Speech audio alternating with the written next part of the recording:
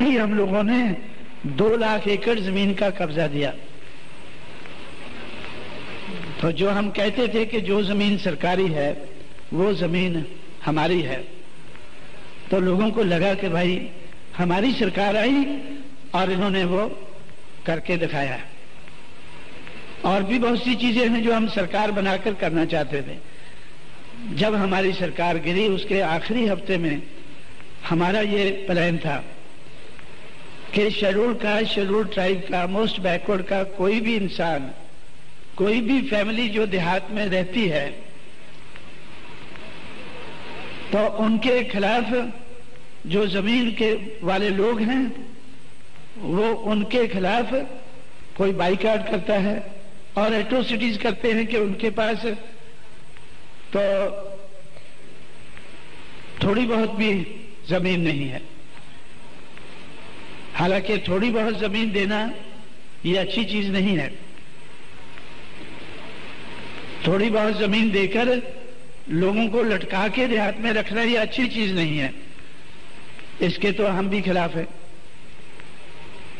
बाबा साहब अम्बेडकर ने भी इसके बारे में काफी कुछ कहा है, सोच विचार किया है कि थोड़ी जमीन जो है वो झेंगे के झाड़ की तरह से है। झेंगा होता है क्या? वो एक झाड़ होता है ना जिसको लंबी लंबी लकड़ी सी लगती है, जिसकी सब्जी बनाते हैं, क्या बोलते हैं उसको? वही झेंगा। महाराष्ट्र में क्या बोलते हैं? झेंगे का झाड़, जिसको वो सब्जी लगती है ना, झाड़ लंबी लंबी लकड़ी लगती है जिसको नमक नमक डाल के है। चलो खैर, ऐसा जो दरख्त है उसके सहारे बहुत से लोग उसके सहारे बैठे रहते हैं देहात में कि भाई ये झाड़ है हमारे पास। चलो ऐसा, खैर वो अभी एक कहानी है, अभी मेरे पास समय नहीं बताने के लिए। लेकिन उसी के साथ उन्होंने कंपेयर किया कि अगर थोड़ी सी जमीन हमारे पास है तो लोग छोड़कर, जमीन को छोड़कर वो जाते नहीं है जिसके पास थोड़ी सी जमीन होती है। तो लेकिन फिर भी हमने सोचा कि जब लोग देहात में रहते हैं हम तो उनका प्रबंध करेंगे। जैसे बाबा साहब अम्बेडकर ने प्रबंध का सोचा था, सेपरेट सेटलमेंट्स, हमारे लोगों के सेपरेट सेटलमेंट होने चाहिए। वो अपनी जिंदगी में वो नहीं करा पाए, लेकिन आज भी हम सोचते हैं कि हमें उस दिशा में कुछ ना कुछ करना होगा। लेकिन फिर भी हमने सोचा कि उत्तर प्रदेश में जब हमारी सरकार है, शेड्यूल कास्ट, शेड्यूल ट्राइब और मोस्ट बैकवर्ड का कोई भी आदमी जो दूसरों के खेतों में खेती करके अनाज पैदा करता है, जो देहात में रहता है, जब तक वो देहात में रहता है उसके पास कम से कम 1 एकड़ जमीन होना जरूरी है। अपने रोजमर्रा के इस्तेमाल के लिए उनके पास 1 एकड़ जमीन का होना जरूरी है। अगर गांव पंचायत की जमीन है तो उसमें से दे दिया जाए। अगर सरकार के पास जमीन नहीं है तो सरकार एक्वायर करके वो जमीन हर फैमिली को कम से कम 1 एकड़ दे। यह हमने अपनी सरकार के आखिरी हफ्ते में सोचा था, लेकिन जब सरकार नहीं रही तो ऐसी सोचें हमारे दिमाग में ही रह गई हैं। लेकिन ये मैं कहना क्या चाहता हूं, ये बात बताकर कि those who oppose will be required to propose. जो विरोध करते हैं, जो विरोध करते हैं तो उनके विरोध को ध्यान में रखकर तो डेमोक्रेसी में उनको भी मौका मिल सकता है कि भाई हम आपको मौका देते हैं, आप बताएं कि अगर ये सही नहीं है तो सही क्या है, और हम आपको मौका देके ये करके दिखाएं। तो हम लोगों ने अपोज नहीं किया बल्कि प्रपोज भी किया है। ये काम हम लोगों ने बीएसपी के माध्यम से किया है, बामसेफ के माध्यम से। बामसेफ को बनाने का कॉन्सेप्ट क्या था कि जिस समाज की गैर राजनीतिक जड़ें मजबूत नहीं होती उस समाज की राजनीति कामयाब नहीं हो सकती। इस सोच के आधार पर, इस कॉन्सेप्ट के आधार पर हम लोगों ने बामसेफ बनाने का सोचा। उसके बाद बामसेफ अभी बनी नहीं थी। हम इस नतीजे पर पहुंचे कि बामसेफ बनने के बाद में भी हम बहुत कुछ नहीं कर पाएंगे, क्योंकि हमें संघर्ष करना होगा। अगर हम संघर्ष नहीं करेंगे तो भी हमारी बात आगे नहीं बढ़ेगी। बामसेफ संघर्ष नहीं कर सकेगी, इसलिए संघर्ष करने के लिए हम लोगों ने BS4 बनाया। और कॉन्सेप्ट क्या था कि power will be product of struggle. पहला कॉन्सेप्ट था जिसके आधार पर बामसेफ बनाई कि जिस समाज की गैर राजनीतिक जड़ें मजबूत नहीं है उसकी राजनीति कामयाब नहीं हो सकती है। दूसरा कॉन्सेप्ट क्या था कि power will be product of struggles. अगर आप लोगों ने समाज को बामसेफ के माध्यम से तैयार कर लिया है, तैयार करने के बाद आप हुक्मरानों से कहेंगे कि अब हम तैयार हैं, हमारा हिस्सा हमें दे दें, तो कोई नहीं देगा। आपको उसके लिए स्ट्रगल करना होगा। तो स्ट्रगल करने के लिए भी, संघर्ष करने के लिए भी संगठन होना, समाज को हमें संगठित करना चाहिए। उसके बाद हम लोगों ने सोचा कि those who oppose will be required to propose. ये तीसरा कॉन्सेप्ट बनाया। तो इसलिए हम लोगों ने सोचा कि जो अपोजिशन का काम है, अपोज करने का काम है, मुखालफत करने का काम है और संघर्ष के माध्यम से मुखालफत करने का काम है, वो DS4 नहीं करेगी, वो BSP करेगी, वो पॉलिटिकल पार्टी करेगी। तो इसलिए हम लोगों ने बहुजन समाज पार्टी बनाई। अब बहुजन समाज पार्टी क्यों बनाई है? हम लोग तो पहले बाबा साहब अम्बेडकर को मानने वाले लोग थे, उनसे हमने बहुत सी चीजें सीखी, समझी, और हम लोगों ने रिपब्लिकन पार्टी को, जब तक मैं महाराष्ट्र में रहा, रिपब्लिकन पार्टी को कामयाब बनाने के लिए बहुत सी कोशिशें की।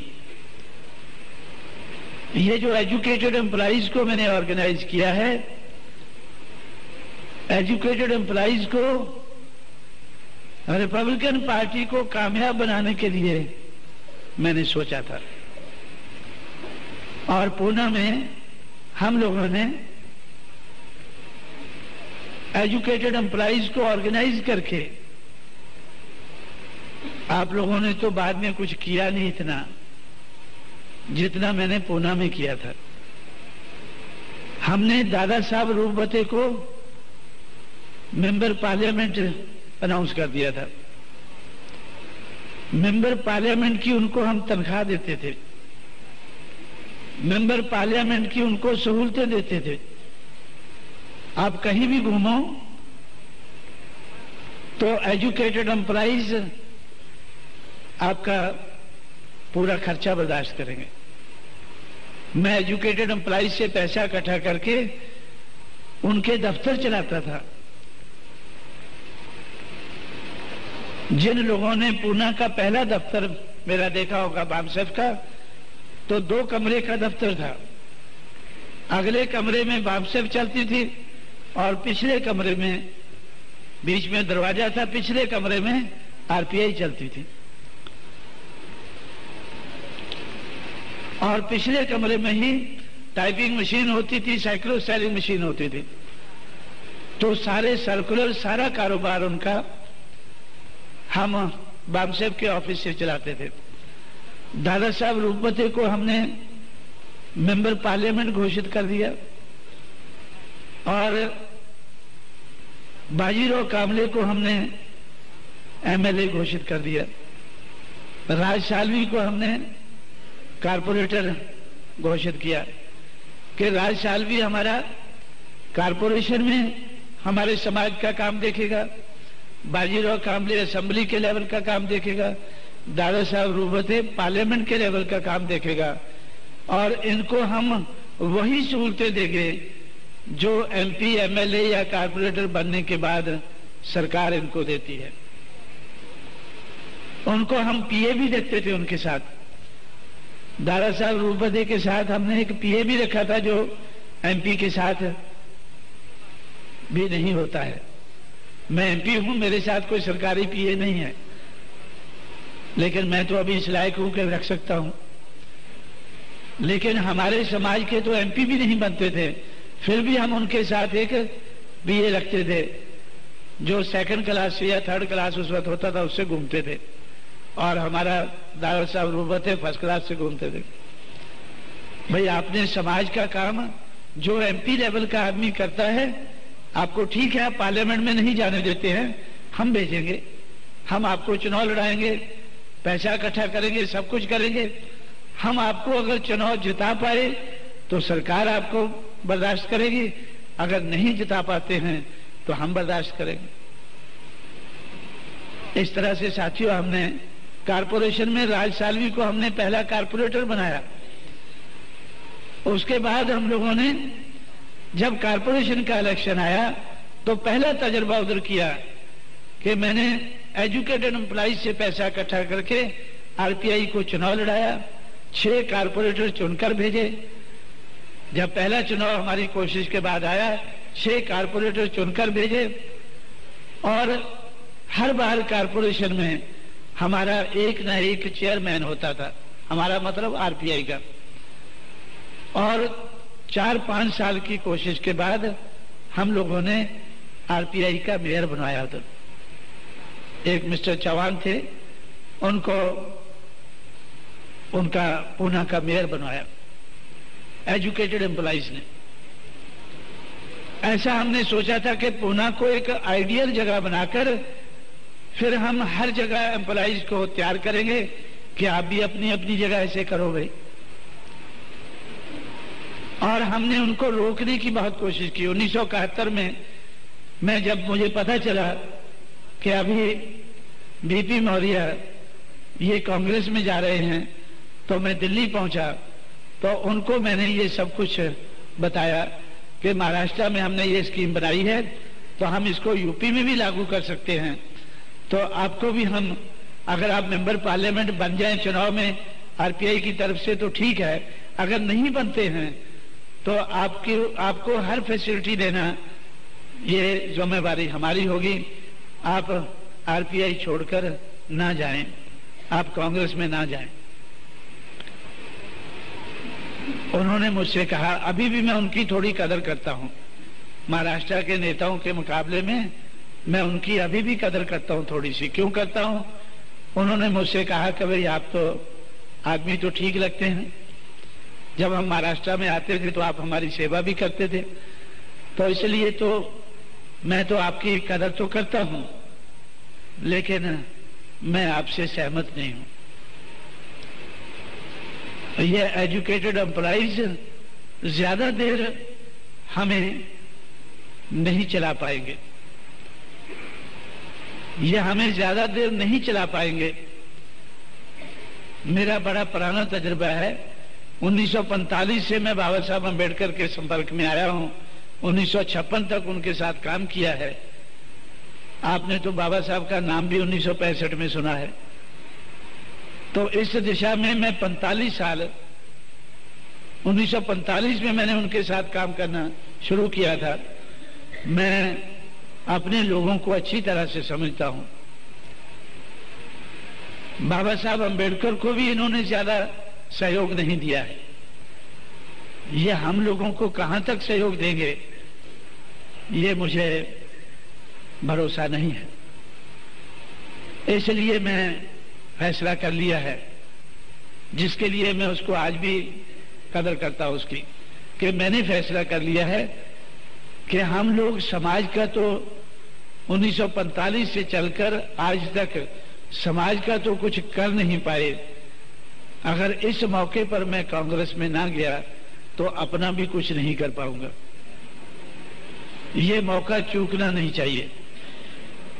अगर हम समाज का कुछ नहीं कर पाए तो हमें अपना तो कुछ कर लेना चाहिए। उसने ऐलान करके अपना कुछ करने का फैसला किया, लेकिन महाराष्ट्र के नेताओं ने बगैर ऐलान किए ही काम शुरू कर दिया। जिनको हम एमपी की एमएलए की सहूलतें देते थे, वो हमारी सहूलतों के आधार पर इधर उधर घूमते थे, समाज का काम कम करते थे और वो कांग्रेस में जाने का काम ज्यादा करते थे। जो हमने उनके साथ उनको पीए दिए हुए थे, उनकी सेवा करते थे, वो मुझे आकर रिपोर्ट देते थे कि भाई ये दादा साहब रूपते तो समाज का काम झोपड़ों में आप बेचते, देहातों में बेचते, उधर तो नहीं जाता है, टिकट तो उधर का देते हैं आप लोग। लेकिन ये तो दादा साहब, एक और था कांग्रेस का दादा था, क्या नाम उसका, मर गया, वो मुख्यमंत्री बना था ना, हैं? नहीं, एक दादा था, पता नहीं क्या है, वसंत दादा। ये तो वसंत दादा पाटिल के ज्यादा चक्कर लगाते हैं और हमारे समाज के कम लगाते हैं, क्योंकि वसंत दादा पाटिल उस वक्त कांग्रेस का महाराष्ट्र का प्रेसिडेंट था। जब हम लोगों ने ये काम शुरू किया था तो वसंत दादा पाटिल महाराष्ट्र का वो चीफ मिनिस्टर, तो ये नाइक था मेरा ख्याल, चौहान जाने के बाद, वाई बी चौहान के बाद नाइक उस वक्त चीफ मिनिस्टर था, और ये वसंत दादा पाटिल ये महाराष्ट्र का कांग्रेस का अध्यक्ष था। तो उनके पास ये ज्यादा चक्कर मारते हैं, ज्यादा जाते हैं। तो इस तरह से हम लोगों ने जब सोचा कि आहिस्ता आहिस्ता करके वो कांग्रेस में चले गए, महाराष्ट्र के लोग ज्यादातर कांग्रेस में चले गए। लेकिन उस वक्त से मैंने ये, उसके बाद में भी मैंने जब तक महाराष्ट्र में रहा, या महाराष्ट्र छोड़ने के बाद में भी मेरी ये कोशिश रही कि हमें रिपब्लिकन पार्टी को सपोर्ट करना। जब हम दिल्ली में गए तो दिल्ली में भी हम लोगों ने, मेरे जाने के बाद 1976 में मैं उधर गया, 1977 में कारपोरेशन का चुनाव हुआ। 1977 में पहले जो चुनाव हुआ तो उसमें जनता पार्टी के साथ समझौता कराने के लिए मैंने रिपब्लिकन पार्टी वाले लोगों की काफी उधर मदद की। और उसके बाद हम लोगों ने दिल्ली की कारपोरेशन का चुनाव रिपब्लिकन पार्टी का पूरा एम्प्लॉइज को ऑर्गेनाइज करके, उनसे उनकी शक्ति बनाकर, उनसे पैसा इकट्ठा करके, तो 1977 में जो कारपोरेशन का चुनाव है वो भी, तो उस वक्त तक बामसेफ तो बनी नहीं थी, लेकिन एजुकेटेड एम्प्लॉइज की शक्ति जितनी मैंने बनाई थी उस आधार पर, तो वो चुनाव भी हमने उधर लड़वाया था।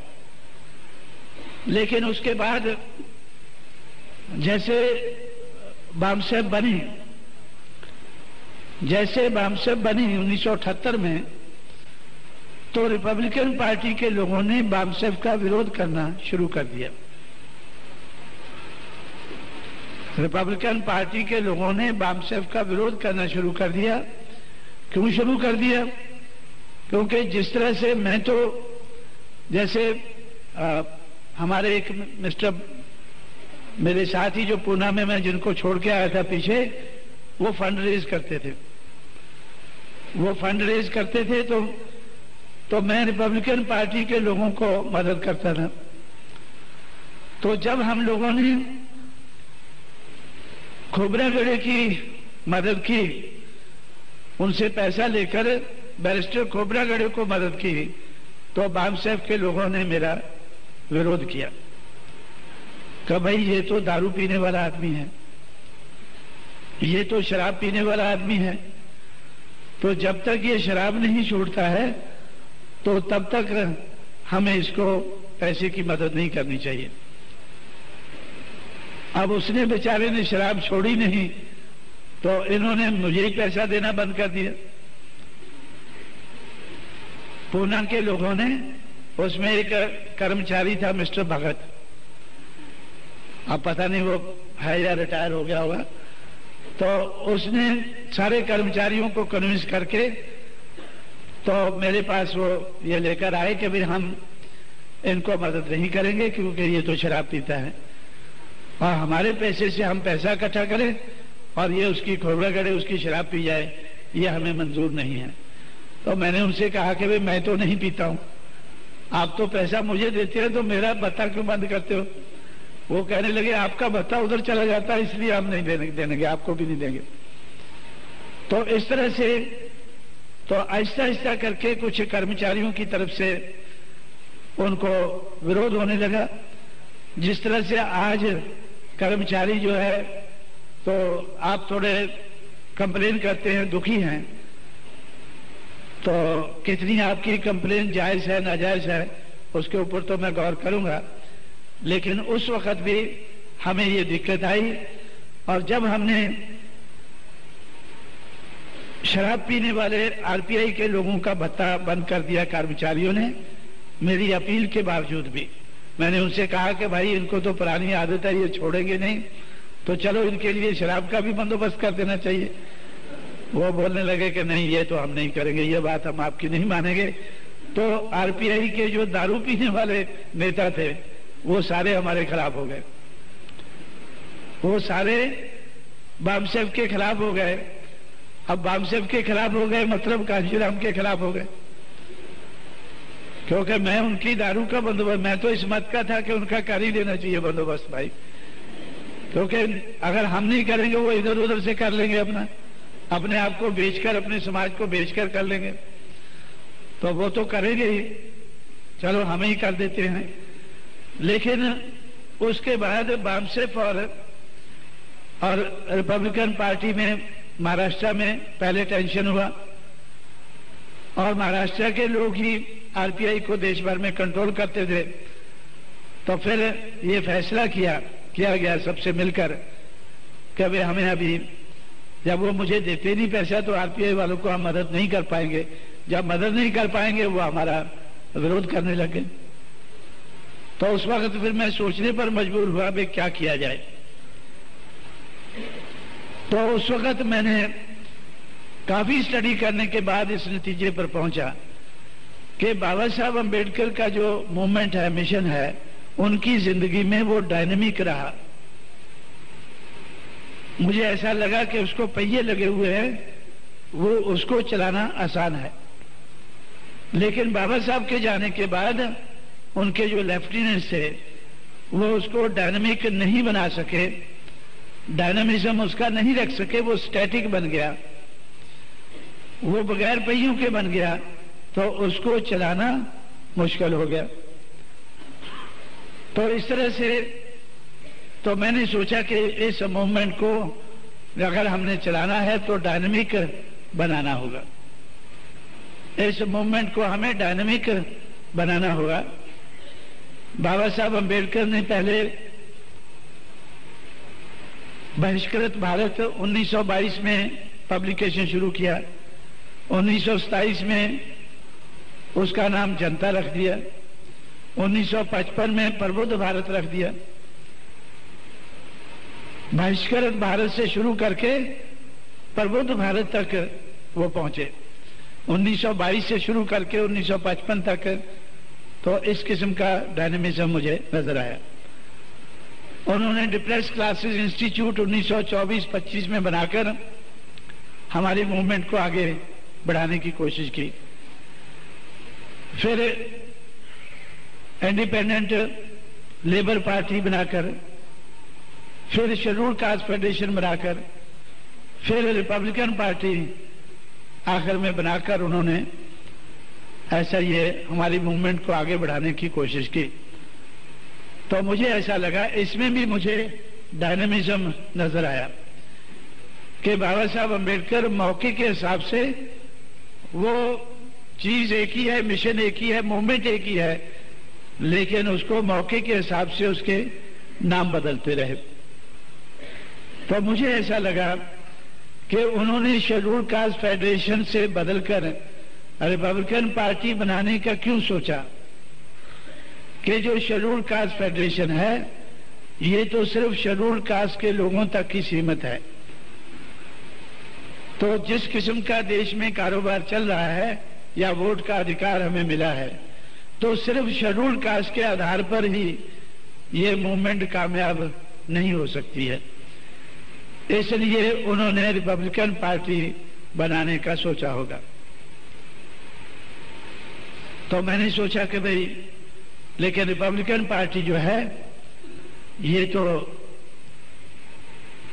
जो चलाने वाले इसको लोग हैं रिपब्लिकन पार्टी को, ये तो इसको शेड्यूल कास्ट फेडरेशन से भी नीचे ले आए हैं।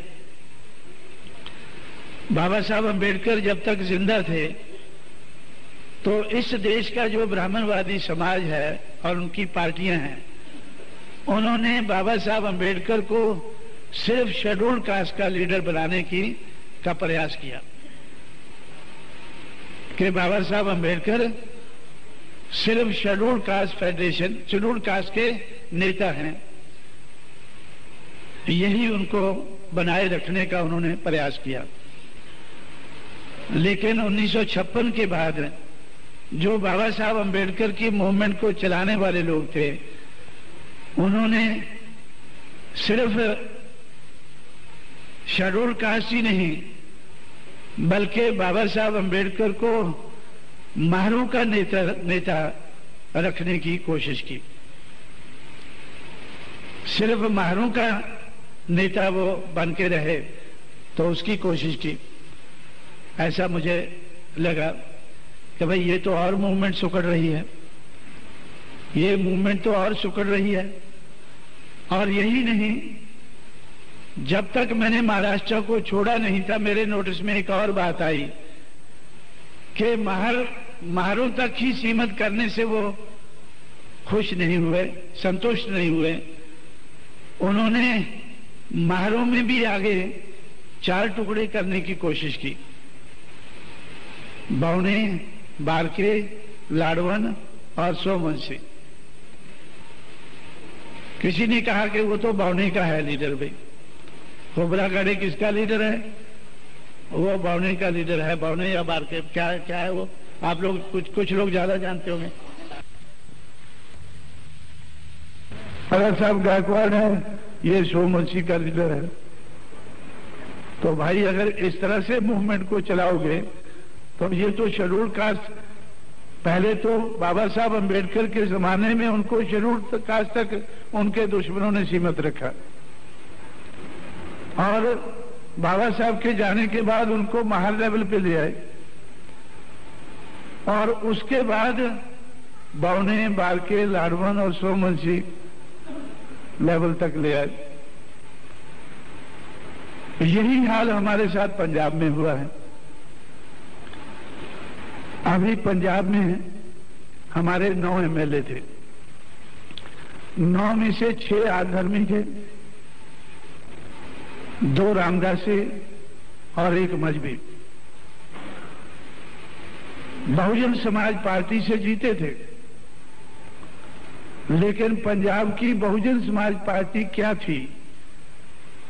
सिर्फ 3 जातियों की पार्टी, आधर्मी, रामदासी और मजहबी।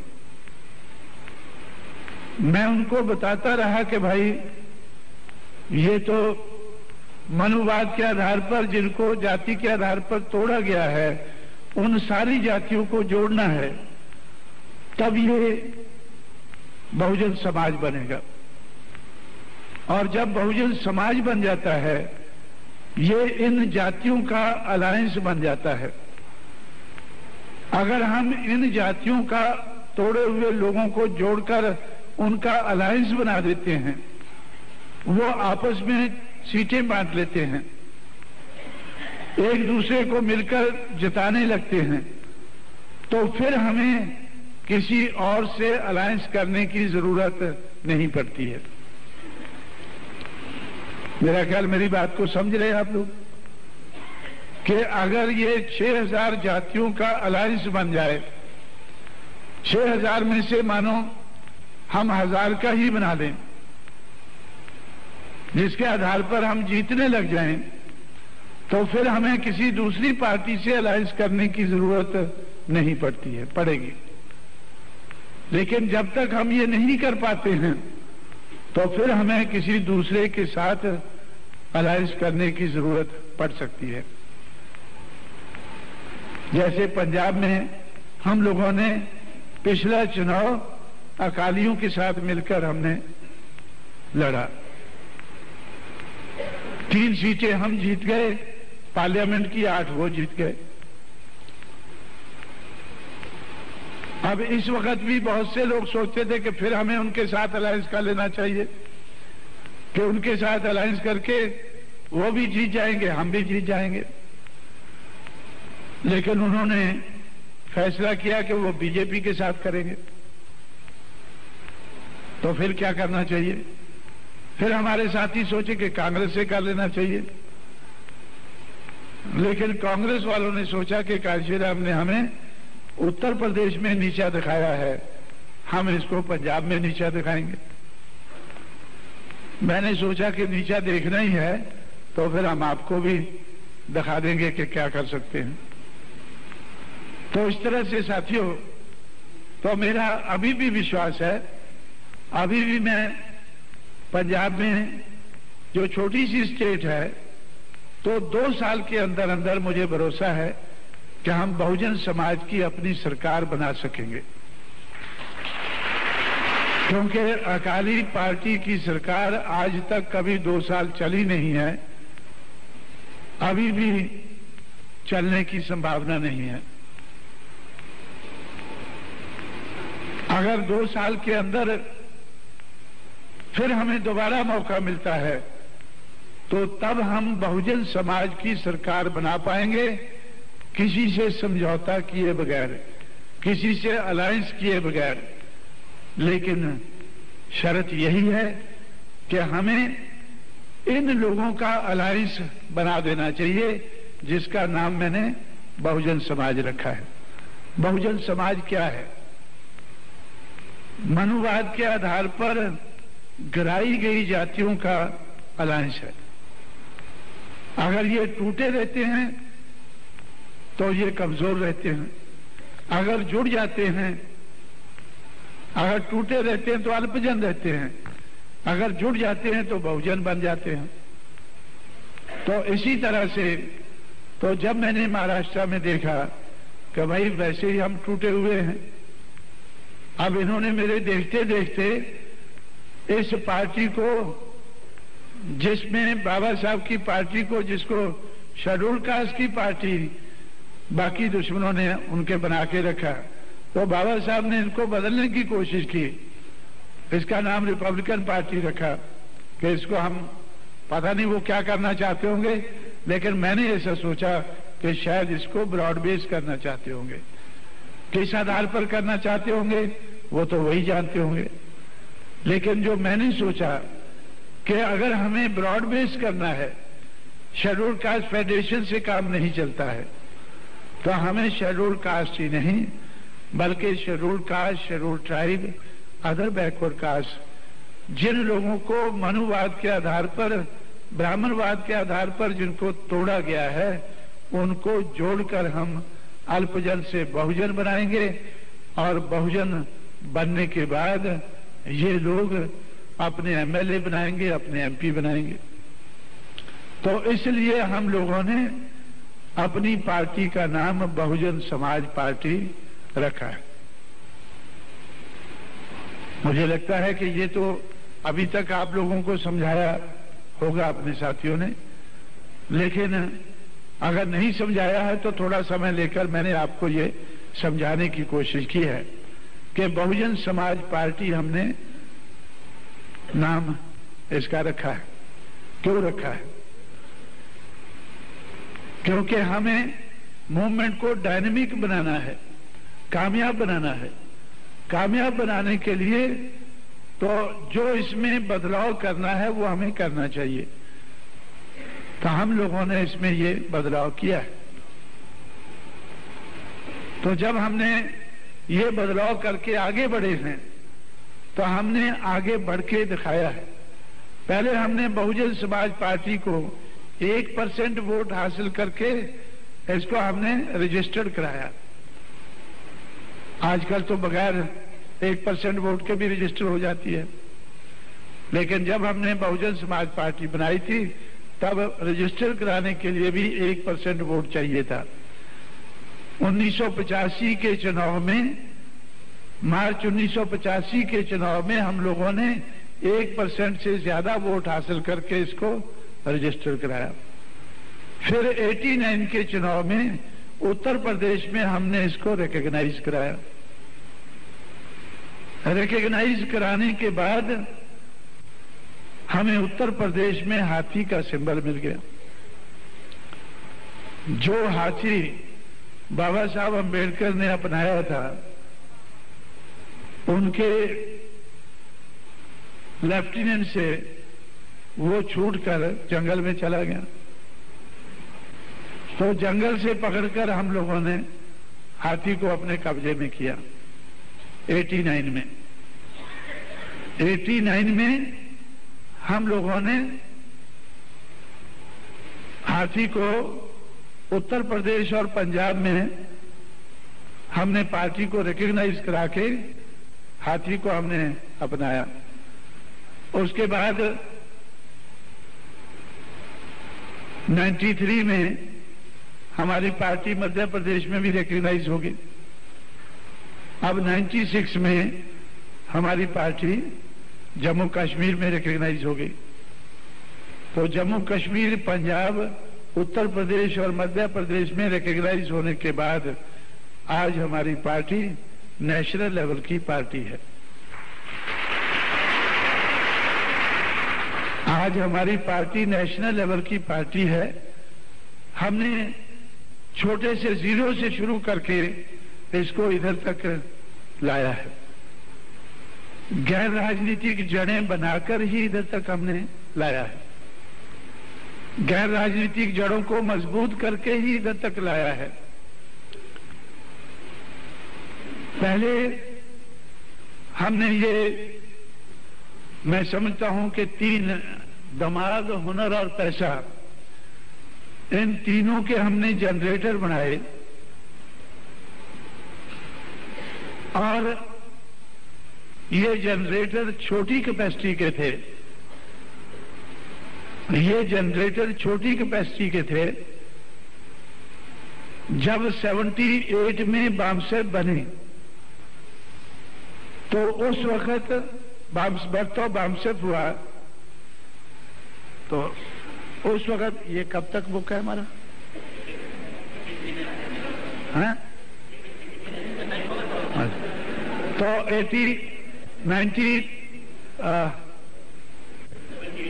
78 में हमारा जनरेटर लगभग 3 लाख रुपया जनरेट कर पाया था। ये कोई टाइम तो लिमिट तो नहीं है? तो मैं आधे घंटे में और कंप्लीट करूंगा। तो मुझे मालूम है कि आप लोग खाने के इंतजार में हैं, कोई बात नहीं, तो आधा घंटा और बर्दाश्त करें। तो 78 में हमारा जनरेटर 3 लाख रुपया जनरेट कर पाया था। लेकिन 96 में पार्लियामेंट के चुनाव में लगभग 2 करोड़ रुपया जनरेट कर पाया था। और 96 के चुनाव में, जो अक्टूबर 96 में असेंबली का चुनाव हुआ, उसमें लगभग 2 करोड़ रुपया जनरेट कर पाया था। अभी पंजाब में चुनाव हुआ है, अभी उधर हमें फंड की जरूरत पड़ी तो 1 करोड़ 10 लाख रुपया अभी जनवरी फरवरी में हमारे जनरेटर ने जनरेट किया है। और आप लोगों के ऊपर 1 पैसे का बोझ नहीं आया है। जो इधर ग्रम्बल कर रहे हैं, जो इधर शिकायतें कर रहे हैं, तो उनमें से कोई मुझे बताए, क्या आप लोगों से मैंने किसी से 1 रुपया लिया है? इधर जो लोग बैठे हैं या जिधर से आप लोग चलकर आए हैं, ये सारे का सारा फंड हम लोगों ने सिर्फ उत्तर प्रदेश से जनरेट किया है।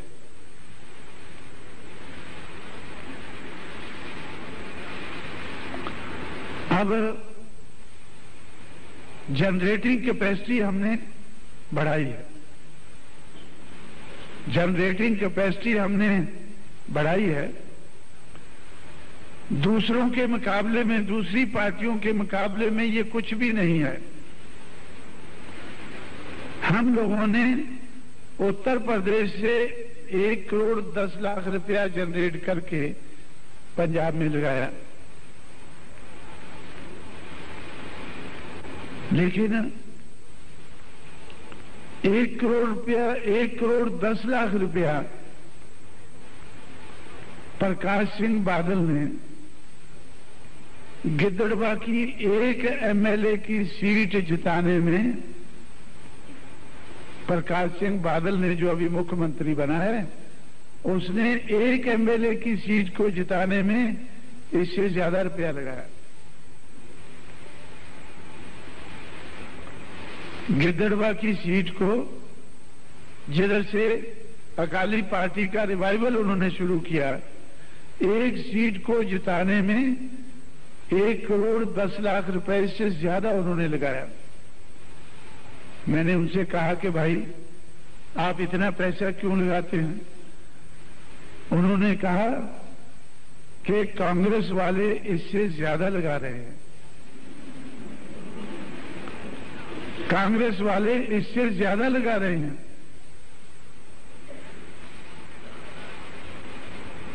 तो आप अंदाजा लगाएं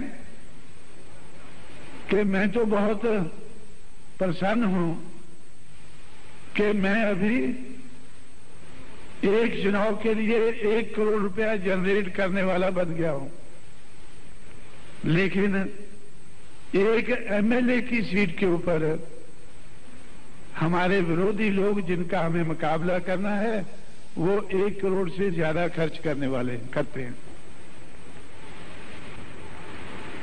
और झारखंड मुक्ति मोर्चा के 4 एमपी कभी बेल में कभी जेल में हैं। किस लिए हैं? कि उन्होंने लगभग 4 करोड़ रुपए में अपने आप को,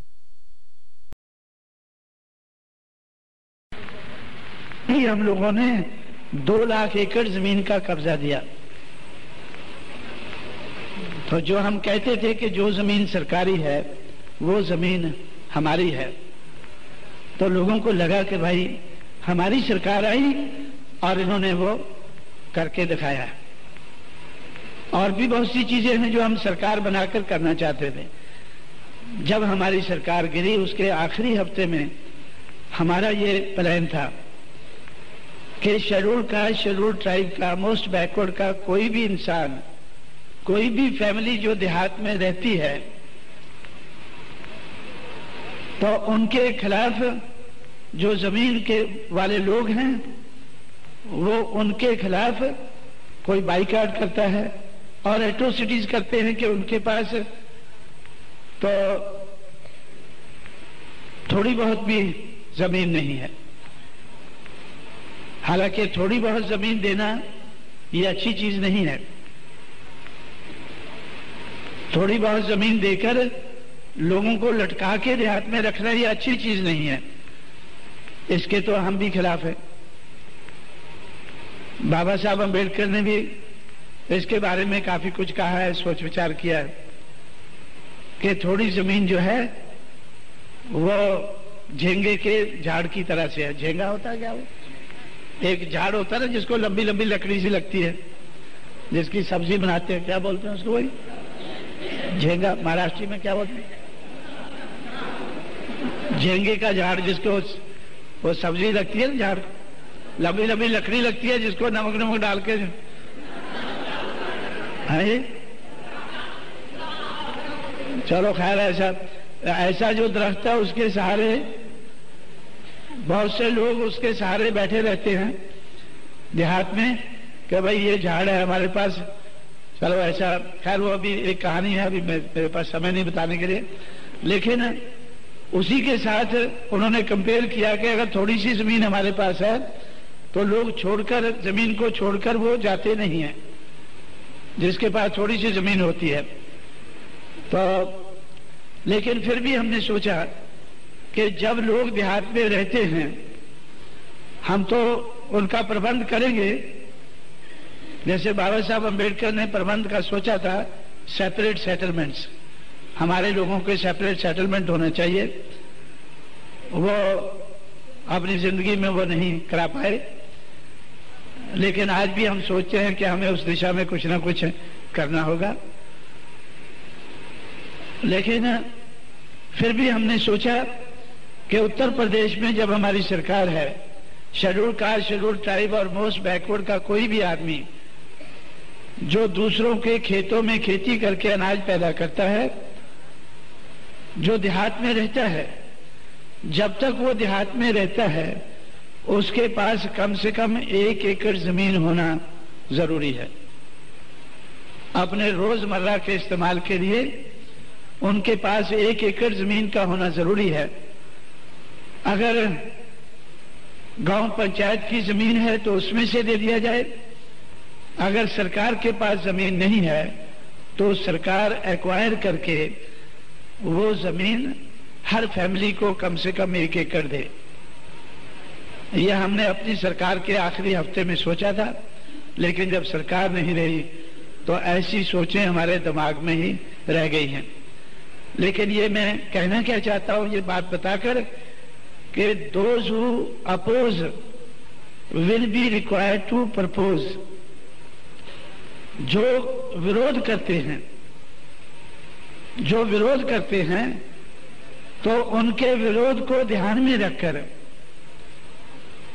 तो डेमोक्रेसी में उनको भी मौका मिल सकता है कि भाई हम आपको मौका देते हैं, आप बताएं कि अगर ये सही नहीं है तो सही क्या है,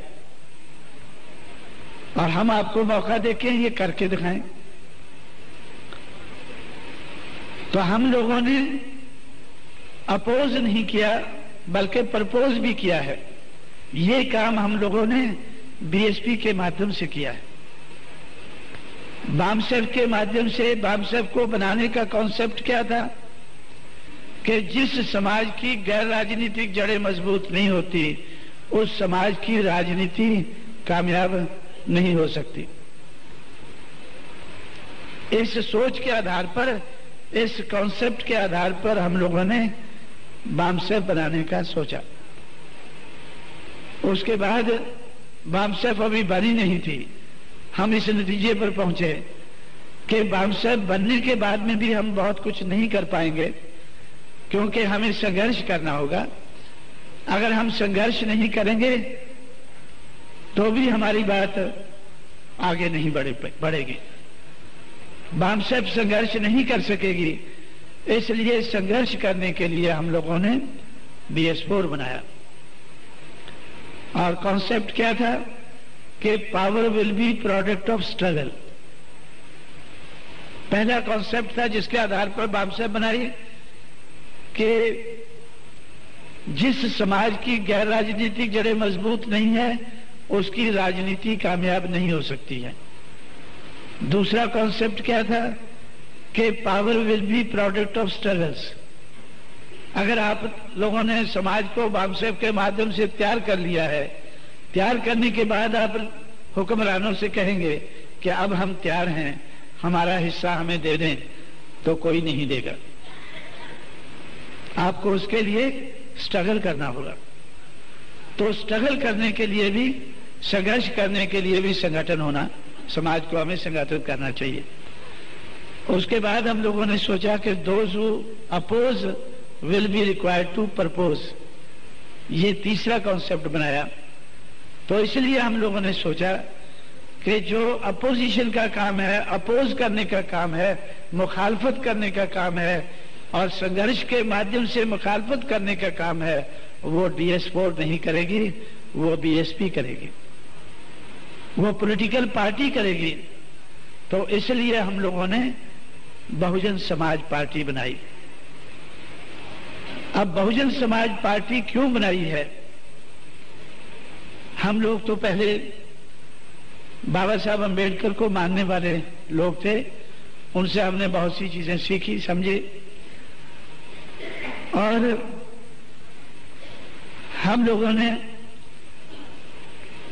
रिपब्लिकन पार्टी को, जब तक मैं महाराष्ट्र में रहा, रिपब्लिकन पार्टी को कामयाब बनाने के लिए बहुत सी कोशिशें की। ये जो एजुकेटेड एम्प्लॉइज को मैंने ऑर्गेनाइज किया है, एजुकेटेड एम्प्लॉइज को रिपब्लिकन पार्टी को कामयाब बनाने के लिए मैंने सोचा था। और पूना में हम लोगों ने एजुकेटेड एम्प्लॉइज को ऑर्गेनाइज करके, आप लोगों ने तो बाद में कुछ किया नहीं इतना जितना मैंने पूना में किया था। हमने दादा साहब रूपवते को मेंबर पार्लियामेंट अनाउंस कर दिया था। मेंबर पार्लियामेंट की उनको हम तनख्वाह देते थे, मेंबर पार्लियामेंट की उनको सहूलतें देते थे। आप कहीं भी घूमो तो एजुकेटेड एम्प्लॉइज आपका पूरा खर्चा बर्दाश्त करेंगे। मैं एजुकेटेड एम्प्लॉइज से पैसा इकट्ठा करके उनके दफ्तर चलाता था। जिन लोगों ने पूना का पहला दफ्तर मेरा देखा होगा बामसेफ का, तो 2 कमरे का दफ्तर था। अगले कमरे में बामसेफ चलती थी और पिछले कमरे में, बीच में दरवाजा था, पिछले कमरे में आरपीआई चलती थी। और पिछले कमरे में ही टाइपिंग मशीन होती थी, साइक्लोस्टाइलिंग मशीन होती थी। तो सारे सर्कुलर, सारा कारोबार उनका हम बामसेफ के ऑफिस से चलाते थे। दादा साहब रूपवते को हमने मेंबर पार्लियामेंट घोषित कर दिया और बाजीराव कामले को हमने एमएलए घोषित कर दिया। राज सालवी को हमने कारपोरेटर घोषित किया कि राज सालवी हमारा कारपोरेशन में हमारे समाज का काम देखेगा, बाजीराव कामले असेंबली के लेवल का काम देखेगा, दादा साहब रूपवते पार्लियामेंट के लेवल का काम देखेगा।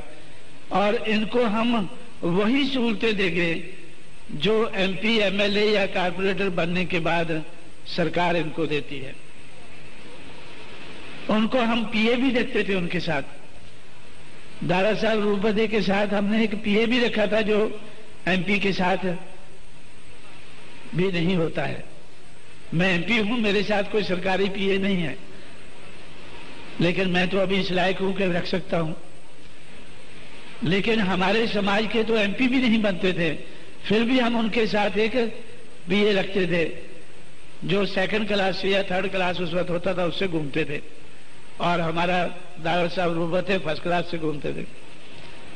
भाई आपने समाज का काम जो एमपी लेवल का आदमी करता है, आपको ठीक है आप पार्लियामेंट में नहीं जाने देते हैं, हम भेजेंगे, हम आपको चुनाव लड़ाएंगे, पैसा इकट्ठा करेंगे, सब कुछ करेंगे।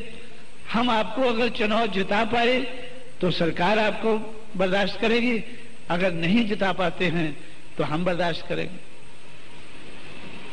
इस तरह से साथियों हमने कारपोरेशन में राज सालवी को हमने पहला कारपोरेटर बनाया।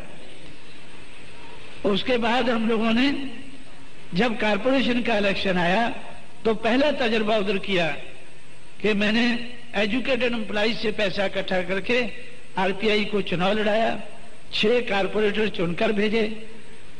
जब पहला चुनाव हमारी कोशिश के बाद आया, 6 कारपोरेटर चुनकर भेजे और हर बार कारपोरेशन में हमारा एक ना एक चेयरमैन होता था, हमारा मतलब आरपीआई का। और 4-5 साल की कोशिश के बाद हम लोगों ने आरपीआई का मेयर बनवाया था। एक मिस्टर चौहान थे, उनको उनका पूना का मेयर बनवाया एजुकेटेड एम्प्लॉइज ने। ऐसा हमने सोचा था कि पूना को एक आइडियल जगह बनाकर फिर हम हर जगह एम्प्लॉइज को तैयार करेंगे कि आप भी अपनी अपनी जगह ऐसे करो भाई। और हमने उनको रोकने की बहुत कोशिश की। 1971 में मैं जब मुझे पता चला कि अभी बीपी मौर्य ये कांग्रेस में जा रहे हैं, तो मैं दिल्ली पहुंचा तो उनको मैंने ये सब कुछ बताया कि महाराष्ट्र में हमने ये स्कीम बनाई है तो हम इसको यूपी में भी लागू कर सकते हैं, तो आपको भी हम, अगर आप मेंबर पार्लियामेंट बन जाएं चुनाव में आरपीआई की तरफ से तो ठीक है, अगर नहीं बनते हैं तो आपको हर फैसिलिटी देना ये जिम्मेवारी हमारी होगी। आप आरपीआई छोड़कर ना जाएं, आप कांग्रेस में ना जाएं। उन्होंने मुझसे कहा, अभी भी मैं उनकी थोड़ी कदर करता हूं, महाराष्ट्र के नेताओं के मुकाबले में मैं उनकी अभी भी कदर करता हूं थोड़ी सी। क्यों करता हूं? उन्होंने मुझसे कहा कि भाई आप तो आदमी तो ठीक लगते हैं, जब हम महाराष्ट्र में आते थे तो आप हमारी सेवा भी करते थे, तो इसलिए तो मैं तो आपकी कदर तो करता हूं, लेकिन मैं आपसे सहमत नहीं हूं। ये एजुकेटेड एम्प्लॉइज ज्यादा देर हमें नहीं चला पाएंगे, ये हमें ज्यादा देर नहीं चला पाएंगे। मेरा बड़ा पुराना तजुर्बा है, 1945 से मैं बाबा साहब अम्बेडकर के संपर्क में आया हूं, 1956 तक उनके साथ काम किया है। आपने तो बाबा साहब का नाम भी 1965 में सुना है। तो इस दिशा में मैं 45 साल, 1945 में मैंने उनके साथ काम करना शुरू किया था। मैं अपने लोगों को अच्छी तरह से समझता हूं। बाबा साहब अम्बेडकर को भी इन्होंने ज्यादा सहयोग नहीं दिया है, ये हम लोगों को कहां तक सहयोग देंगे ये मुझे भरोसा नहीं है। इसलिए मैं फैसला कर लिया है, जिसके लिए मैं उसको आज भी कदर करता हूं उसकी, कि मैंने फैसला कर लिया है कि हम लोग समाज का तो 1945 से चलकर आज तक समाज का तो कुछ कर नहीं पाए। अगर इस मौके पर मैं कांग्रेस में ना गया तो अपना भी कुछ नहीं कर पाऊंगा। ये मौका चूकना नहीं चाहिए। अगर हम समाज का कुछ नहीं कर पाए तो हमें अपना तो कुछ कर लेना चाहिए। उसने ऐलान करके अपना कुछ करने का फैसला किया, लेकिन महाराष्ट्र के नेताओं ने बगैर ऐलान किए ही काम शुरू कर दिया। जिनको हम एमपी की, एमएलए की सहूलतें देते थे, वो हमारी सहूलतों के आधार पर इधर उधर घूमते थे, समाज का काम कम करते थे और वो कांग्रेस में जाने का काम ज्यादा करते थे। जो हमने उनके साथ उनको पीए दिए हुए थे, उनकी सेवा करते थे, वो मुझे आकर रिपोर्ट देते थे कि भाई ये दादा साहब रूपते तो समाज का काम झोपड़ों में आप बेचते, देहातों में बेचते, उधर तो नहीं जाता है, टिकट तो उधर का देते हैं आप लोग। लेकिन ये तो दादा साहब, एक और था कांग्रेस का दादा था, क्या नाम उसका, मर गया, वो मुख्यमंत्री बना था ना, हैं? नहीं, एक दादा था, पता नहीं क्या है, वसंत दादा। ये तो वसंत दादा पाटिल के ज्यादा चक्कर लगाते हैं और हमारे समाज के कम लगाते हैं, क्योंकि वसंत दादा पाटिल उस वक्त कांग्रेस का महाराष्ट्र का प्रेसिडेंट था। जब हम लोगों ने ये काम शुरू किया था तो वसंत दादा पाटिल महाराष्ट्र का वो चीफ मिनिस्टर, तो ये नाइक था मेरा ख्याल, चौहान जाने के बाद, वाईबी चौहान के बाद नाइक उस वक्त चीफ मिनिस्टर था, और ये वसंत दादा पाटिल ये महाराष्ट्र का कांग्रेस का अध्यक्ष था। तो उनके पास ये ज्यादा चक्कर मारते हैं, ज्यादा जाते हैं। तो इस तरह से हम लोगों ने जब सोचा कि आहिस्ता आहिस्ता करके वो कांग्रेस में चले गए, महाराष्ट्र के लोग ज्यादातर कांग्रेस में चले गए। लेकिन उस वक्त से मैंने ये, उसके बाद में भी मैंने जब तक महाराष्ट्र में रहा, तो महाराष्ट्र छोड़ने के बाद में भी मेरी ये कोशिश रही कि हमें रिपब्लिकन पार्टी को सपोर्ट करना। जब हम दिल्ली में गए तो दिल्ली में भी हम लोगों ने, मेरे जाने के बाद 1976 में मैं उधर गया, 1977 में कारपोरेशन का चुनाव हुआ 1977 में पहले जो चुनाव हुआ तो उसमें जनता पार्टी के साथ समझौता कराने के लिए मैंने रिपब्लिकन पार्टी वाले लोगों की काफी उधर मदद की। और उसके बाद हम लोगों ने दिल्ली की कारपोरेशन का चुनाव रिपब्लिकन पार्टी का पूरा एम्प्लॉइज को ऑर्गेनाइज करके उनसे उनकी शक्ति बनाकर उनसे पैसा इकट्ठा करके तो 1977 में जो कारपोरेशन का चुनाव है वो भी तो उस वक्त तक बामसेफ तो बनी नहीं थी, लेकिन एजुकेटेड एम्प्लॉइज की शक्ति जितनी मैंने बनाई थी उस आधार पर तो वो चुनाव भी हमने उधर लड़वाया था। लेकिन उसके बाद जैसे बामसेफ बनी 1978 में तो रिपब्लिकन पार्टी के लोगों ने बामसेफ का विरोध करना शुरू कर दिया। रिपब्लिकन पार्टी के लोगों ने बामसेफ का विरोध करना शुरू कर दिया। क्यों शुरू कर दिया? क्योंकि जिस तरह से मैं तो जैसे हमारे एक मिस्टर मेरे साथी जो पूना में मैं जिनको छोड़ के आया था पीछे, वो फंड रेज करते थे तो मैं रिपब्लिकन पार्टी के लोगों को मदद करता था। तो जब हम लोगों ने खोबरागढ़े की मदद की, उनसे पैसा लेकर बैरिस्टर खोबरागढ़े को मदद की, तो बामसेफ के लोगों ने मेरा विरोध किया कि भाई ये तो दारू पीने वाला आदमी है, ये तो शराब पीने वाला आदमी है, तो जब तक ये शराब नहीं छोड़ता है तो तब तक हमें इसको पैसे की मदद नहीं करनी चाहिए। अब उसने बेचारे ने शराब छोड़ी नहीं तो इन्होंने मुझे ही पैसा देना बंद कर दिया। पूना के लोगों ने, उसमें एक कर्मचारी था मिस्टर भगत, अब पता नहीं वो है या रिटायर हो गया होगा, तो उसने सारे कर्मचारियों को कन्विंस करके तो मेरे पास वो ये लेकर आए कि भाई हम इनको मदद नहीं करेंगे क्योंकि ये तो शराब पीता है और हमारे पैसे से हम पैसा इकट्ठा करें और ये उसकी खोबरागढ़े उसकी शराब पी जाए, ये हमें मंजूर नहीं है। तो मैंने उनसे कहा कि भाई मैं तो नहीं पीता हूं, आप तो पैसा मुझे देते हैं तो मेरा भत्ता क्यों बंद करते हो? वो कहने लगे आपका भत्ता उधर चला जाता है इसलिए हम नहीं देंगे, आपको भी नहीं देंगे।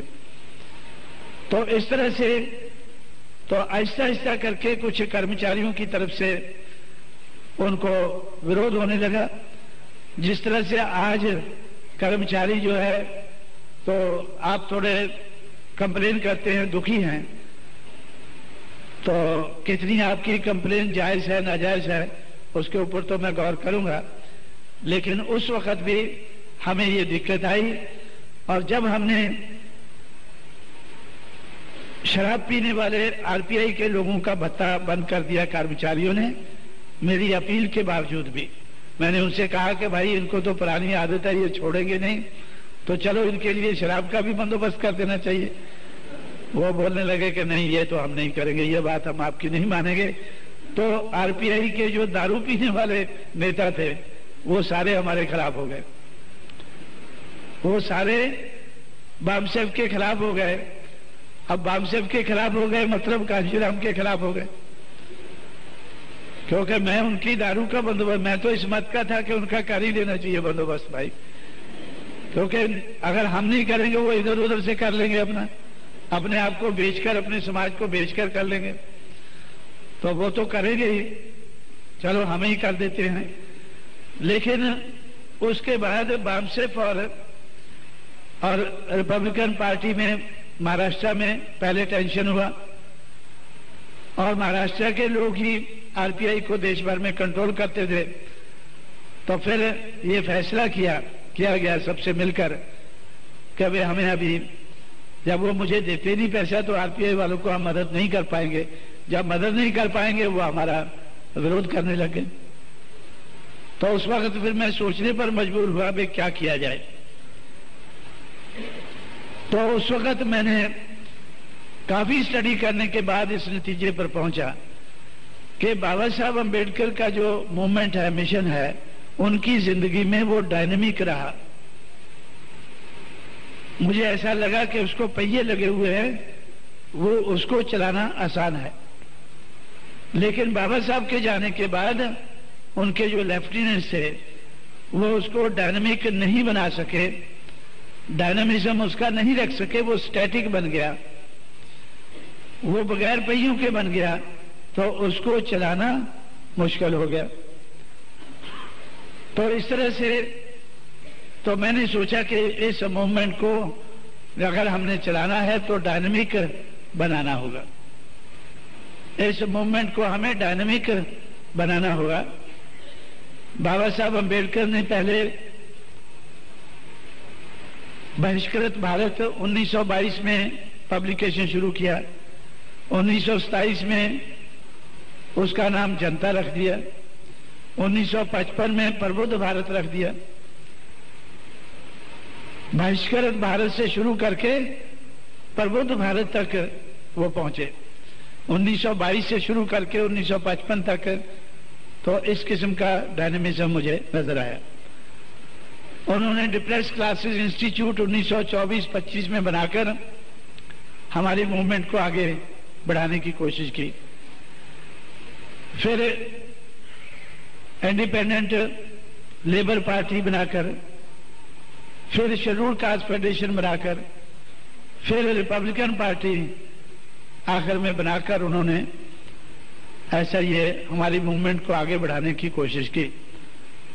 तो मुझे ऐसा लगा इसमें भी मुझे डायनेमिज्म नजर आया कि बाबा साहब अम्बेडकर मौके के हिसाब से वो चीज एक ही है, मिशन एक ही है, मूवमेंट एक ही है, लेकिन उसको मौके के हिसाब से उसके नाम बदलते रहे। तो मुझे ऐसा लगा कि उन्होंने शेड्यूल कास्ट फेडरेशन से बदलकर रिपब्लिकन पार्टी बनाने का क्यों सोचा कि जो शेड्यूल कास्ट फेडरेशन है ये तो सिर्फ शेड्यूल कास्ट के लोगों तक ही सीमित है। तो जिस किस्म का देश में कारोबार चल रहा है या वोट का अधिकार हमें मिला है, तो सिर्फ शेड्यूल कास्ट के आधार पर ही ये मूवमेंट कामयाब नहीं हो सकती है। इसलिए उन्होंने रिपब्लिकन पार्टी बनाने का सोचा होगा। तो मैंने सोचा कि भाई लेकिन रिपब्लिकन पार्टी जो है ये तो जो चलाने वाले इसको लोग हैं रिपब्लिकन पार्टी को, ये तो इसको शेड्यूल कास्ट फेडरेशन से भी नीचे ले आए हैं। बाबा साहब अम्बेडकर जब तक जिंदा थे तो इस देश का जो ब्राह्मणवादी समाज है और उनकी पार्टियां हैं, उन्होंने बाबा साहब अम्बेडकर को सिर्फ शेड्यूल कास्ट का लीडर बनाने का प्रयास किया कि बाबा साहब अम्बेडकर सिर्फ schedule caste federation, schedule caste के नेता हैं, यही उनको बनाए रखने का उन्होंने प्रयास किया। लेकिन 1956 के बाद जो बाबा साहब अम्बेडकर की मूवमेंट को चलाने वाले लोग थे, उन्होंने सिर्फ शेड्यूल कास्ट ही नहीं बल्कि बाबा साहब अम्बेडकर को महारों का नेता रखने की कोशिश की। सिर्फ महारों का नेता वो बन के रहे तो उसकी कोशिश की। ऐसा मुझे लगा कि भाई ये तो और मूवमेंट सुकड़ रही है, ये मूवमेंट तो और सुकड़ रही है। और यही नहीं, जब तक मैंने महाराष्ट्र को छोड़ा नहीं था मेरे नोटिस में एक और बात आई कि महारों तक ही सीमित करने से वो खुश नहीं हुए, संतुष्ट नहीं हुए। उन्होंने महारों में भी आगे 4 टुकड़े करने की कोशिश की, बावने, बारके, लाडवन और सोमवंशी। किसी ने कहा कि वो तो बावने का है लीडर। भाई खोबरागढ़े किसका लीडर है? वो बावने का लीडर है। बावने या बारके क्या है वो? आप लोग कुछ लोग ज्यादा जानते होंगे। अगर साहब गायकवाड़ है, ये सोमवंशी का लीडर है। तो भाई अगर इस तरह से मूवमेंट को चलाओगे तो ये तो शेड्यूल कास्ट, पहले तो बाबा साहब अंबेडकर के जमाने में उनको शेड्यूल कास्ट तक उनके दुश्मनों ने सीमित रखा, और बाबा साहब के जाने के बाद उनको महाल लेवल पे ले आए, और उसके बाद बावने, बारके, लाडवन और सोमवंशी लेवल तक ले आए। यही हाल हमारे साथ पंजाब में हुआ है। अभी पंजाब में हमारे 9 एमएलए थे, 9 में से 6 आधर्मी थे, 2 रामदासी और 1 मजहबी। बहुजन समाज पार्टी से जीते थे, लेकिन पंजाब की बहुजन समाज पार्टी क्या थी? सिर्फ 3 जातियों की पार्टी, आधर्मी, रामदासी और मजहबी। मैं उनको बताता रहा कि भाई ये तो मनुवाद के आधार पर, जिनको जाति के आधार पर तोड़ा गया है, उन सारी जातियों को जोड़ना है, तब ये बहुजन समाज बनेगा।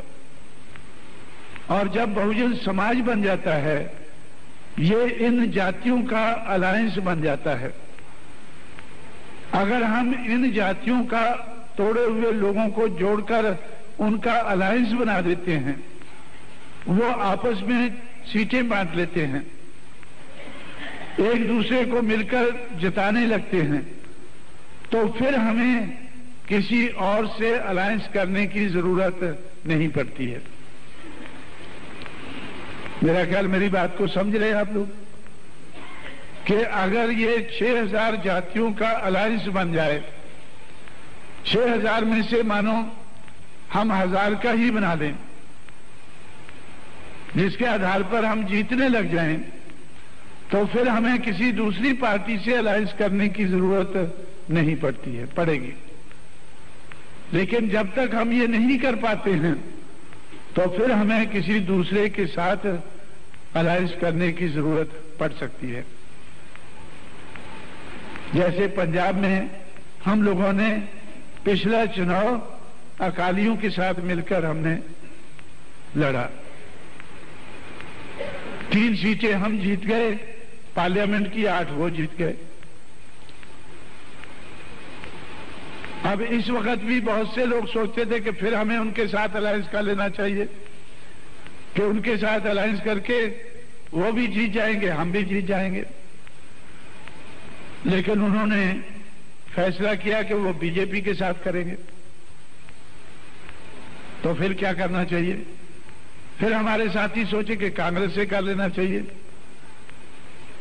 लेकिन कांग्रेस वालों ने सोचा कि काशीराम ने हमें उत्तर प्रदेश में नीचा दिखाया है, हम इसको पंजाब में नीचा दिखाएंगे। मैंने सोचा कि नीचा देखना ही है, तो फिर हम आपको भी दिखा देंगे कि क्या कर सकते हैं। तो इस तरह से साथियों, तो मेरा अभी भी विश्वास है, अभी भी मैं पंजाब में जो छोटी सी स्टेट है, तो 2 साल के अंदर अंदर मुझे भरोसा है कि हम बहुजन समाज की अपनी सरकार बना सकेंगे,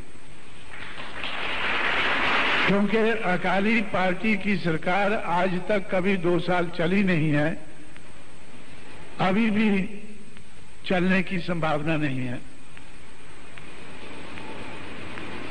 अगर 2 साल के अंदर फिर हमें दोबारा मौका मिलता है, तो तब हम बहुजन समाज की सरकार बना पाएंगे, किसी से समझौता किए बगैर, किसी से अलायंस किए बगैर।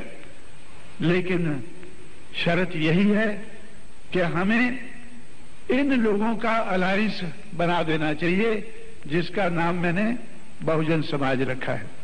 बहुजन समाज क्या है? मनुवाद के आधार पर गिराई गई जातियों का अलायंस है। अगर ये टूटे रहते हैं तो ये कमजोर रहते हैं, अगर जुड़ जाते हैं, अगर टूटे रहते हैं तो अल्पजन रहते हैं, अगर जुड़ जाते हैं तो बहुजन बन जाते हैं। तो इसी तरह से तो जब मैंने महाराष्ट्र में देखा कि भाई वैसे ही हम टूटे हुए हैं, अब इन्होंने मेरे देखते देखते इस पार्टी को, जिसमें बाबा साहब की पार्टी को, जिसको शेड्यूल कास्ट की पार्टी बाकी दुश्मनों ने उनके बना के रखा, तो बाबा साहब ने इनको बदलने की कोशिश की। इसका नाम रिपब्लिकन पार्टी रखा कि इसको हम, पता नहीं वो क्या करना चाहते होंगे, लेकिन मैंने ऐसा सोचा कि शायद इसको ब्रॉड बेस करना चाहते होंगे।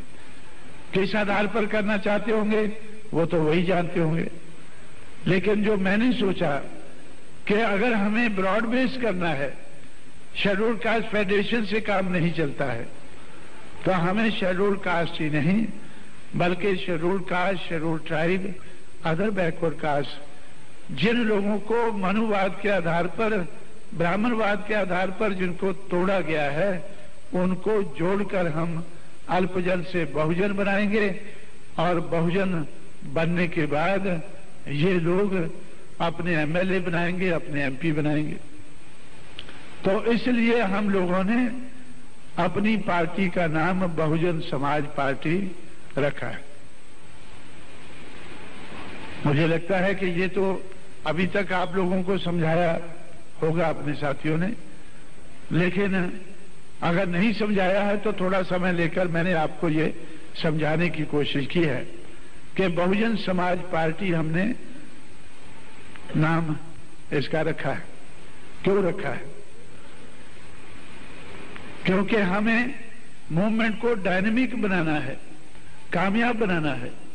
कामयाब बनाने के लिए तो जो इसमें बदलाव करना है वो हमें करना चाहिए। तो हम लोगों ने इसमें ये बदलाव किया है। तो जब हमने ये बदलाव करके आगे बढ़े हैं तो हमने आगे बढ़ के दिखाया है। पहले हमने बहुजन समाज पार्टी को 1% वोट हासिल करके इसको हमने रजिस्टर्ड कराया। आजकल तो बगैर 1% वोट के भी रजिस्टर हो जाती है, लेकिन जब हमने बहुजन समाज पार्टी बनाई थी तब रजिस्टर कराने के लिए भी 1% वोट चाहिए था। 1985 के चुनाव में, मार्च 1985 के चुनाव में हम लोगों ने 1% से ज्यादा वोट हासिल करके इसको रजिस्टर कराया। फिर 89 के चुनाव में उत्तर प्रदेश में हमने इसको रिकॉग्नाइज कराया। रिकॉग्नाइज कराने के बाद हमें उत्तर प्रदेश में हाथी का सिंबल मिल गया। जो हाथी बाबा साहब अम्बेडकर ने अपनाया था, उनके लेफ्टिनेंट से वो छूटकर जंगल में चला गया। तो जंगल से पकड़कर हम लोगों ने हाथी को अपने कब्जे में किया। 89 में 89 में हम लोगों ने हाथी को उत्तर प्रदेश और पंजाब में हमने पार्टी को रिकॉग्नाइज करा के हाथी को हमने अपनाया।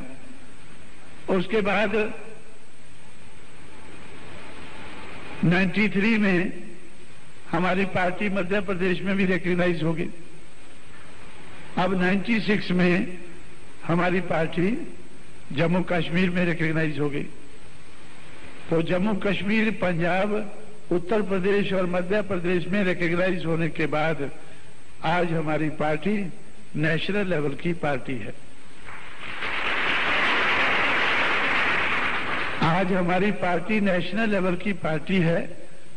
हमने छोटे से जीरो से शुरू करके इसको इधर तक लाया है। गैर राजनीतिक जड़ें बनाकर ही इधर तक हमने लाया है। गैर राजनीतिक जड़ों को मजबूत करके ही इधर तक लाया है। पहले हमने ये, मैं समझता हूं कि 3 दिमाग, हुनर और पैसा, इन तीनों के हमने जनरेटर बनाए और ये जनरेटर छोटी कैपेसिटी के थे। ये जनरेटर छोटी कैपेसिटी के थे, जब 78 में बामसेफ बने तो उस वक्त बर्तौ बामसेफ हुआ, तो उस वक्त ये कब तक बुक है हमारा? हाँ? तो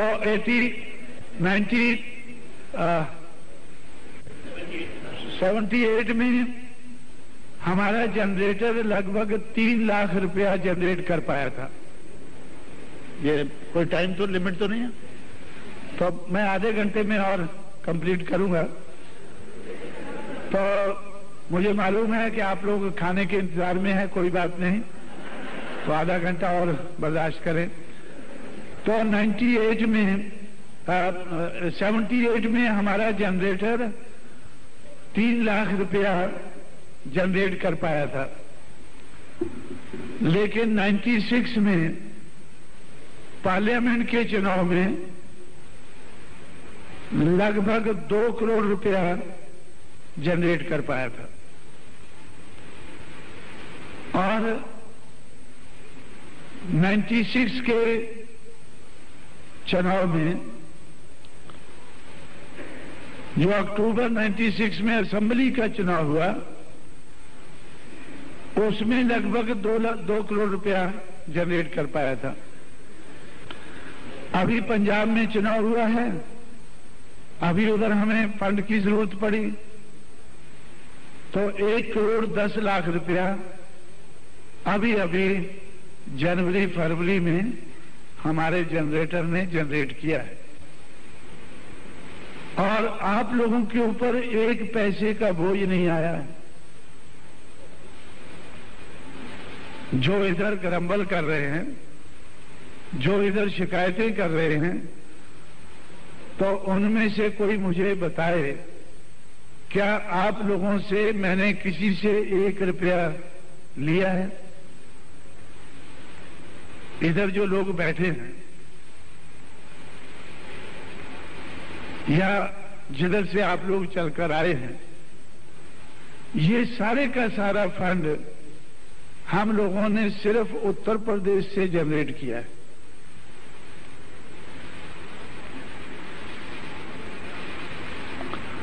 अब जनरेटिंग कैपेसिटी हमने बढ़ाई है, जनरेटिंग कैपेसिटी हमने बढ़ाई है। दूसरों के मुकाबले में, दूसरी पार्टियों के मुकाबले में ये कुछ भी नहीं है। हम लोगों ने उत्तर प्रदेश से 1 करोड़ 10 लाख रुपया जनरेट करके पंजाब में लगाया, लेकिन 1 करोड़ 10 लाख रुपया प्रकाश सिंह बादल ने गिद्दड़वा की 1 एमएलए की सीट जिताने में, प्रकाश सिंह बादल ने जो अभी मुख्यमंत्री बना है, उसने 1 एमएलए की सीट को जिताने में इससे ज्यादा रुपया लगाया। गिद्दड़वा की सीट को, जिधर से अकाली पार्टी का रिवाइवल उन्होंने शुरू किया, 1 सीट को जिताने में 1 करोड़ 10 लाख रुपए से ज्यादा उन्होंने लगाया। मैंने उनसे कहा कि भाई आप इतना पैसा क्यों लगाते हैं? उन्होंने कहा कि कांग्रेस वाले इससे ज्यादा लगा रहे हैं, कांग्रेस वाले इससे ज्यादा लगा रहे हैं।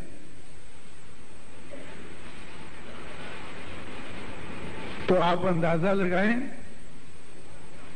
कि मैं तो बहुत प्रसन्न हूं कि मैं अभी एक चुनाव के लिए 1 करोड़ रुपया जनरेट करने वाला बन गया हूं, लेकिन एक एमएलए की सीट के ऊपर हमारे विरोधी लोग, जिनका हमें मुकाबला करना है, वो 1 करोड़ से ज्यादा खर्च करते हैं। और झारखंड मुक्ति मोर्चा के 4 एमपी कभी बेल में कभी जेल में हैं। किस लिए हैं कि उन्होंने लगभग 4 करोड़ रुपए में अपने आप को